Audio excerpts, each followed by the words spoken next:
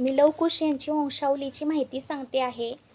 तर रामचे जे पुत्र होते लव आणि कुश, आणि कुश यांचे जे पुत्र होते अतिथी, पुढे जाऊन राजा बनलेले आहेत. आणि त्यांचे जे पुत्र आहेत ते निषद, निषदचे पुत्र नल, नलचे पुत्र नभस, नंतर त्यांचे पुत्र पुंडरीक आणि त्यांचे पुत्र क्षेमधमा, नंतर त्यांचे पुत्र देवानिक, नंतर त्यांचे पुत्र अहिनक, नंतर त्यांचे पुत्र रूप आणि रूपचे पुत्र रुरु.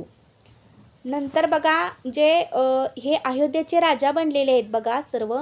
रुरु जे आहेत त्यांचे पुत्र परिपात्र, त्यांचे पुत्र दल, दलचे पुत्र शल, शलचे पुत्र वज्रनाभ आणि त्यांचे पुत्र शंखनाभ आणि त्यांचे पुत्र बघा व्यक्तित्राश्व, नंतर त्यांचे पुत्र विश्वस्व, नंतर त्यांचे पुत्र बघा हिरण्यनाभ, नंतर त्यांचे पुत्र पुष्य, नंतर त्यांचे पुत्र ध्रुवसंधी आणि नंतर त्यांचे पुत्र सुदर्शन आणि त्यांचे पुत्र अग्निवर्ण, नंतर त्यांचे पुत्र शीघ्र, नंतर मरु, मरुनंतर पुरुश्रुत, नंतर सुसंधी, नंतर अमर्ष बघा, नंतर महास्वन आणि नंतर विश्रुतावन, नंतर बघा बृहद्बल.